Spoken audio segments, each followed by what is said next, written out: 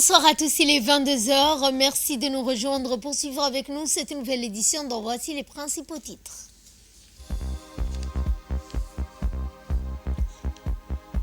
Et ce bilan du forum Chine-Afrique et proposition d'exploitation conjointe du port de Tadjoura, c'est ce que vous entendrez sur le point de presse fait par le ministre des Affaires étrangères.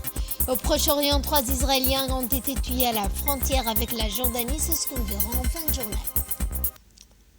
Bonsoir à tous et nous entamons ce journal par ce message de félicitations du président de la République à son homologue réélu d'Algérie. Le président de la République, Ismaël Omar Guelleh, a exprimé ses chaleureuses félicitations à son homologue algérien, Abdelmajid Tebboune, déclaré vainqueur du scrutin présidentiel qui a eu lieu samedi dernier dans ce pays.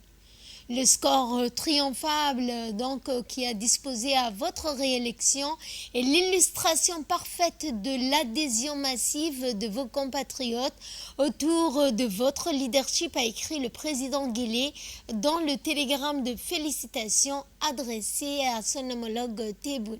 Je forme l'espoir que l'important renouvellement de confiance politique dont vous venez de bénéficier soit source de dynamique renouvelée dans votre quête inébranlable à conduire votre pays et votre peuple vers davantage de bien-être, de développement, de prospérité, a écrit dans le même télégramme le chef de l'État. Soyez sûr, Monsieur le Président, que vous trouverez toujours auprès du peuple et le gouvernement de Djibouti tout le concours nécessaire au renforcement des relations privilégiées entre les deux peuples, a indiqué par ailleurs le chef de l'État Ismaël Omar Guelleh, réitérant ses chaleureuses félicitations à son homologue réélu d'Algérie. Dans l'actualité nationale, le président de l'Assemblée nationale d'Illeta, Mohamed Dilleta, a reçu aujourd'hui Mme Sylvie Tabès, ambassadrice de l'Union européenne, pour une visite d'adieu.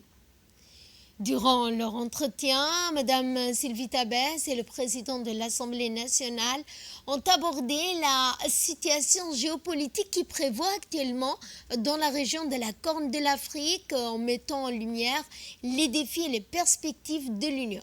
Ils ont également discuté du partenariat entre l'Union européenne et la République de Djibouti, soulignant le succès dans le domaine nécessitant une coopération renforcée. Cette visite d'adieu de l'ambassadrice de l'Union européenne a parlé de coopération fructueuse entre l'Union européenne et la République de Djibouti et particulièrement avec la représentation nationale.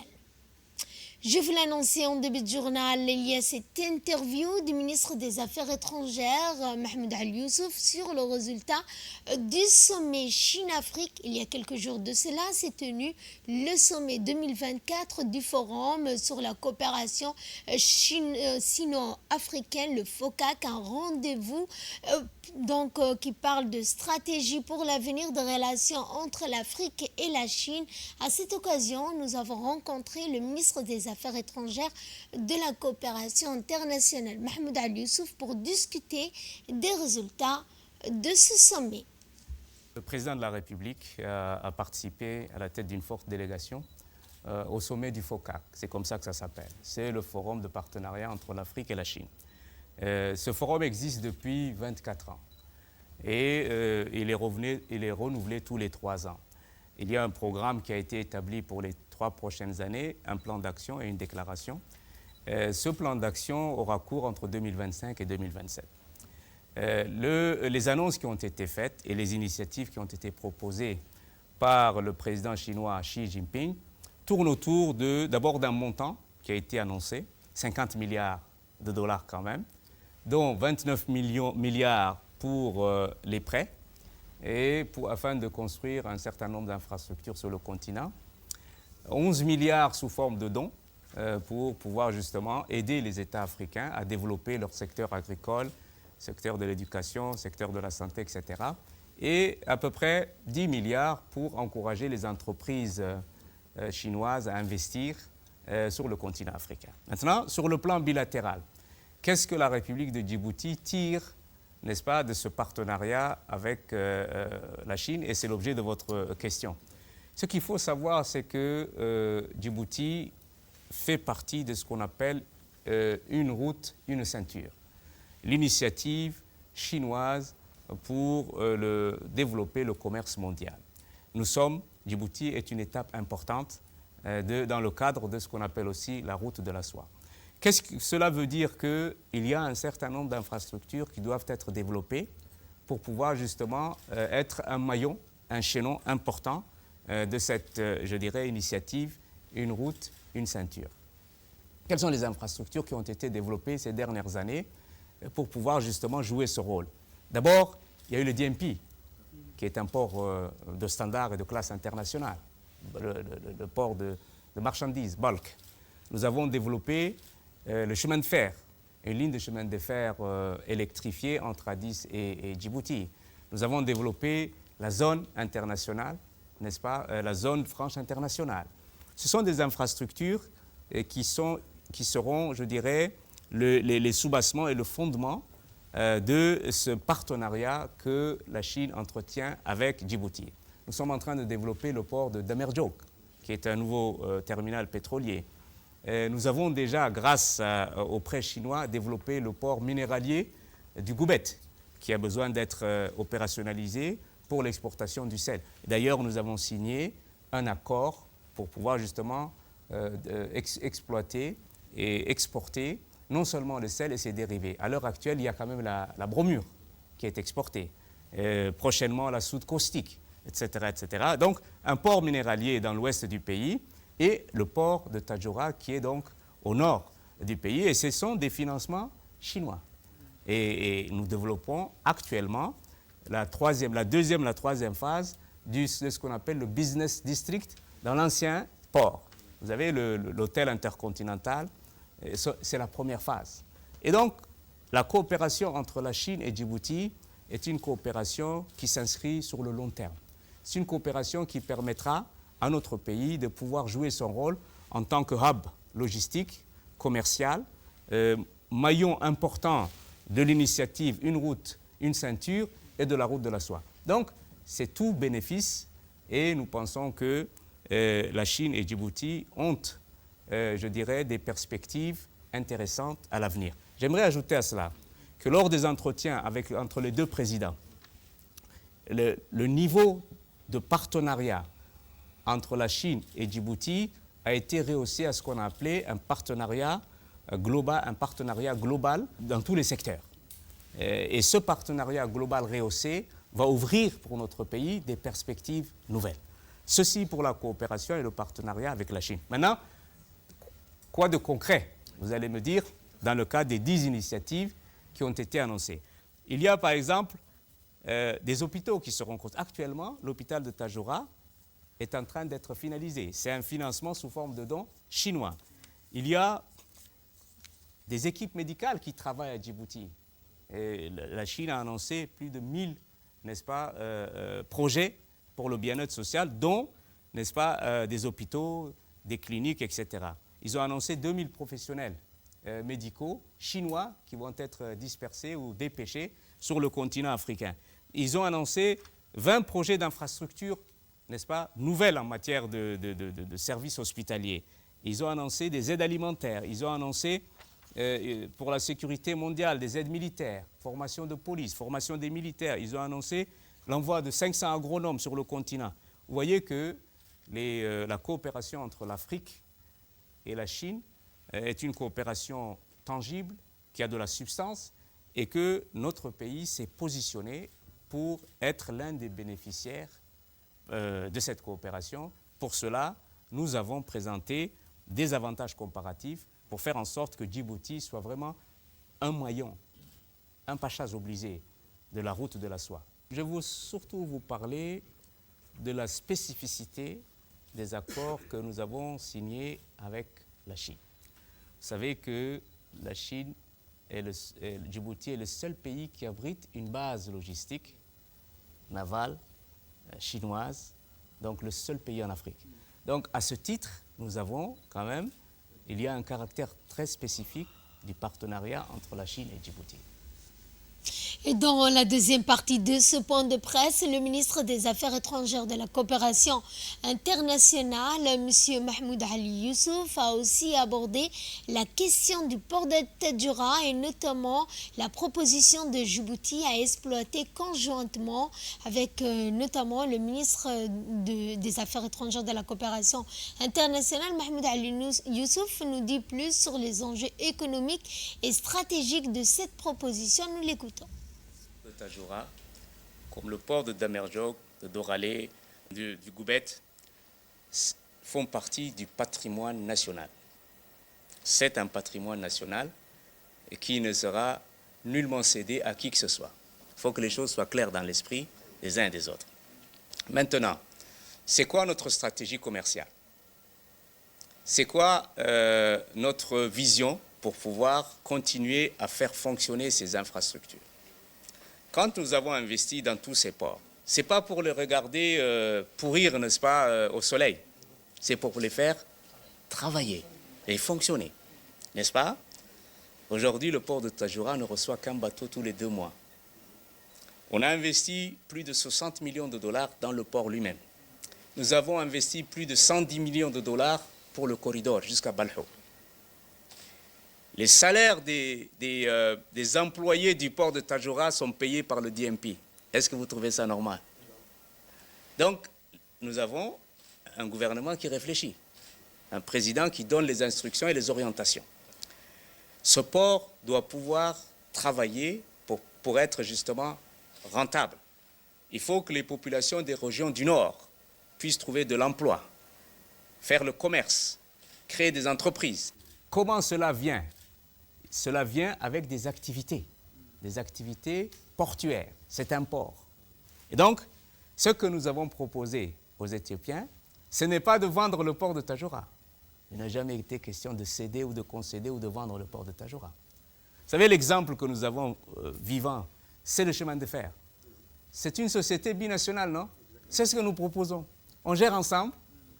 Et qu'est-ce que Djibouti va gagner? Djibouti va gagner en termes de... on veut garder le trafic. On veut garder le trafic. Demain, Assab va ouvrir. Et une partie du trafic va aller là-bas. Il faut qu'on se dise la vérité. Nous, on veut garder le trafic. Peut-être une partie du trafic va aller vers le Somaliland. Nous, on veut garder le trafic éthiopien. Comment garder le trafic éthiopien? C'est d'innover, de créer des partenariats qui nous permettent de satisfaire la demande éthiopienne. En termes de temps, en termes de coûts de transport, parce que l'Éthiopie est composée de 11 régions. Le transport coûte cher. Le produit qui est acheté sur le marché éthiopien, la valeur du produit plus le coût du transport. 3 régions dans le nord de l'Éthiopie sont plus proches de Tadjoura que de n'importe quelle autre frontière. La région Tigray, la région Amhara et la région Afar. Il reste encore 8 régions qui seront desservies par les autres ports. Et puis il n'y a pas que ça. Il y a une autorité nationale des ports et des zones franches qui planifie tout ça. Il y a une autorité nationale qui planifie que doit faire tel port, comment les activités doivent être planifiées, quelles sont les activités qui... Maintenant, le port de Tadjoura travaille déjà pour l'Éthiopie, même si ce n'est pas grand-chose. Le fer à béton, le charbon, le gaz sont débarqués au port de Tadjoura et exportés par Balho. Et il y a une volonté d'organiser ça, de faire travailler nos ports et de faire en sorte qu'il y ait une sorte d'harmonie dans les activités commerciales, de logistique et de transport pour que toutes les infrastructures qui sont le patrimoine national de Djibouti puissent travailler. Parce que si ces ports ne se remboursent pas eux-mêmes, qui va payer? C'est nos enfants, nos petits-enfants et nos arrière-petits-enfants. Mais il faut que ces ports travaillent pour qu'ils puissent se rembourser et créer de l'emploi et de la richesse pour nos populations, qu'ils soient dans le nord ou dans le sud. Ça, c'est une première réponse. Que gagne l'Éthiopie à pouvoir co-gérer avec nous un port dans le nord? Je l'ai dit tantôt, l'Éthiopie réduit le coût de transport de ses produits.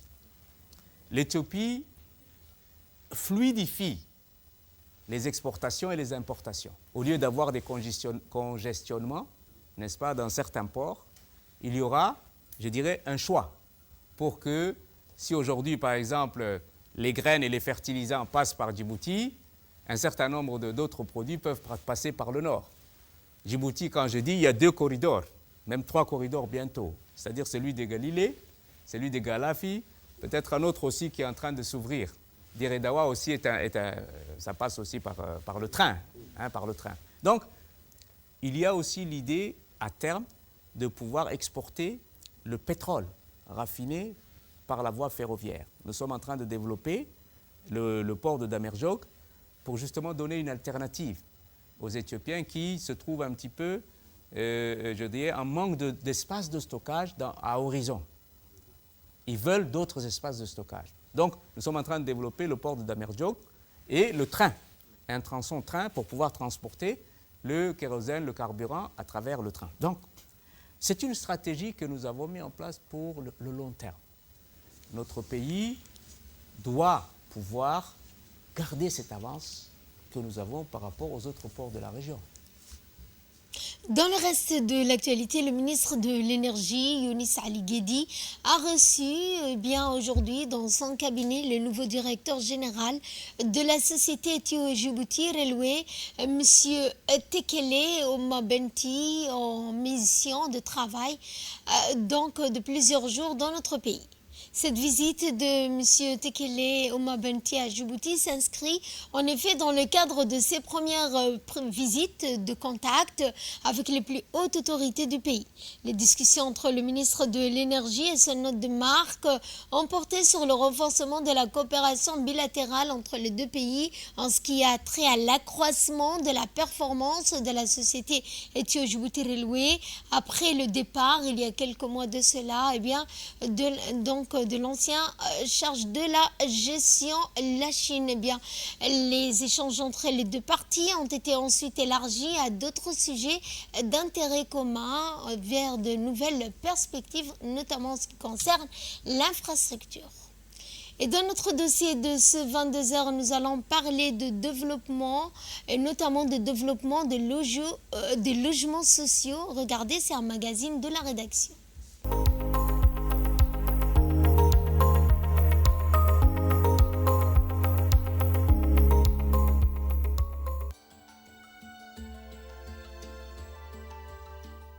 Djibouti, une ville en pleine expansion, se désengorge peu à peu grâce à des nouveaux projets de construction qui prennent place dans ses périphéries. Cette croissance urbaine, loin d'être anodine, répond à une demande croissante de logements pour les familles à la recherche d'un cadre de vie plus spacieux et abordable. Ces dernières années, notre pays a connu une urbanisation rapide, entraînant une densification importante du centre-ville. Face à cette pression démographique, la nécessité de développer des zones résidentielles en périphérie est devenue évidente. Ainsi, plusieurs nouveaux quartiers ont vu le jour aux abords de la ville, marquant ainsi un tournant dans l'aménagement urbain du pays. Les nouveaux chantiers de construction en périphérie offrent des logements modernes et adaptés aux besoins des familles djiboutiennes. Avec des infrastructures améliorées, ces quartiers deviennent des espaces de vie privilégiés pour ceux qui cherchent à s'éloigner de l'effervescence du centre-ville tout en restant connectés aux principales artères de la capitale. La construction de ces logements découle de la politique du gouvernement. C'est pourquoi le chef de l'État, Ismaël Omar Guelleh, a érigé la question du logement en priorité nationale et en priorité de son mandat. Il préconise la mise en place d'un cadre d'intervention pour faciliter l'accès des ménages djiboutiens à un logement décent et améliorer l'accès à la propriété foncière. Depuis 2018, date du lancement de ce programme, de nombreux édifices érigés en logements sociaux sont sortis de terre à la périphérie de la capitale, atténuant ainsi le besoin au logement des Djiboutiens. Le chef de l'État a également lancé la fondation IOG pour que les ménages à faible revenu ne soient pas en reste du programme Logement décent.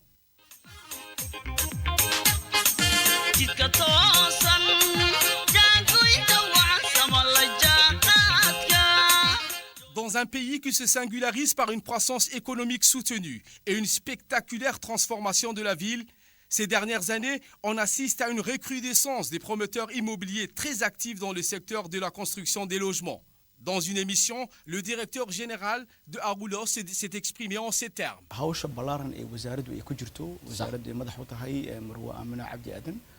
Pour répondre à la demande croissante au logement, nous avons mis une stratégie afin de répondre à ces demandes. Et pour cela, nous avons restructuré le cadre de travail et ceci a fait en sorte de faire appel au secteur privé pour répondre à ces demandes. À cela s'ajoute un changement de nom aux sociétés publiques en charge de la question des logements. L'on note le changement de nom, le Fonds de l'habitat en Aroulos et la société immobilière en SIAF. Après cela, la politique du gouvernement s'est axée sur la multiplication des logements sociaux sur les périphéries de la capitale qui répondent aux normes de paiement de familles à ménages moyens ou à faible revenu. Cette politique apporte des fruits. Le secteur privé y contribue également. Nous voyons la société Hamdani qui propose également aux ménages djiboutiens des villas et des appartements qui répondent à ces critères. Les logements sociaux poussent comme des champignons au jour d'aujourd'hui et ceci découle de la politique de logement descend à chaque Djiboutien initié par le chef de l'État, son Excellence Ismaël Omar Guelleh. Pour répondre à la demande croissante des logements, le secteur privé y participe également. Ils sont innombrables, mais nous ne focaliserons que ceux qui fournissent davantage en quantité et en qualité. C'est ce qui nous a amené à nous diriger vers la société Al-Hamdani. Le groupe Al-Hamdani s'est lancé à la construction des projets résidentiels et ce à un rythme soutenu. Le dernier projet résidentiel se situant sur la périphérie de la capitale s'appelle le projet Future City.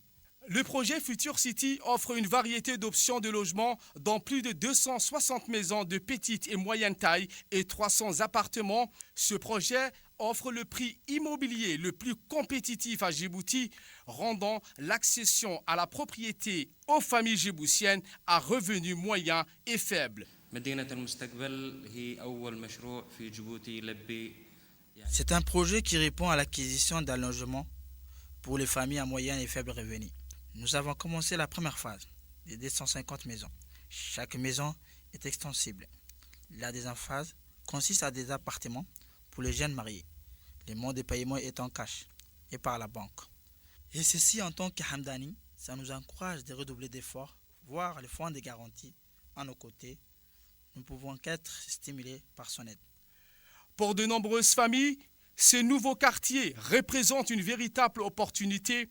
Les logements y sont non seulement plus abordables, mais offrent également un cadre de vie plus serein, loin des bruits et de la congestion urbaine. En fait, moi, ça fait maintenant 4 mois que j'habite dans la cité. Auparavant, j'habitais au centre-ville. Et aussi, je tiens juste à souligner aussi que je suis le premier habitant de la cité, voyez-vous. Mais en fait, s'agissant en fait du cadre de vie de la cité, je trouve quand même que c'est une cité très agréable dans la mesure en fait, elle est située dans les hauteurs par rapport à la ville. Donc en fait, le climat est plus agréable. On a du vent en fait qui nous proviennent du côté de Doralé. La ville aussi, en fait, la cité aussi surplombe Doralé par ailleurs, voyez-vous. Donc en fait, c'est plutôt agréable. C'est en face de Doralé, donc c'est vraiment très agréable. Et il fait, je dirais même qu'il fait bon d'y vivre parce que l'après-midi en rentrant du travail, moi je peux me promener dans le coin sans être dérangé par les bruits des voitures, des choses comme ça en fait. Donc, en fait, sur cette dimension-là, vraiment c'est très agréable. C'est un coin qui me convient vraiment très bien. J'apprécie beaucoup franchement Annie, d'avoir aménagé dans cette cité, d'avoir acheté une maison auprès de cette société en fait. La périphérie de Djibouti se transforme en une zone attractive pour les habitants cherchant à concilier confort, modernité et accessibilité. Ces nouvelles constructions ne sont pas non seulement une réponse à la densité urbaine croissante, mais elles représentent aussi une aubaine pour les familles en quête d'un meilleur cadre de vie.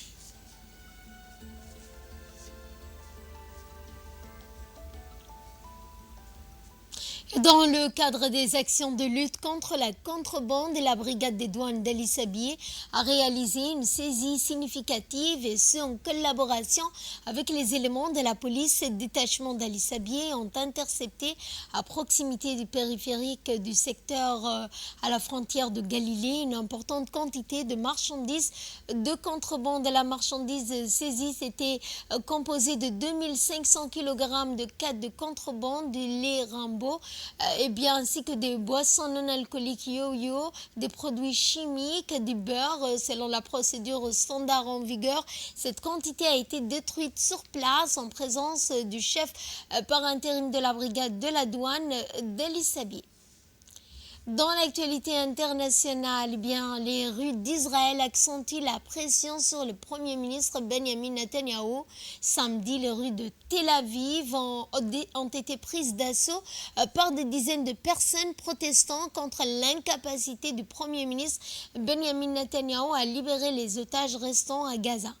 Ces dernières semaines, les rassemblements des jeunes ou encore la principale confédération syndicale d'Israël se sont multipliés dans plusieurs villes. En outre, de plus en plus de voix s'élèvent pour l'organisation d'élections et le retrait de troupes israéliennes de la zone tampon démilitarisée entre Gaza et l'Égypte.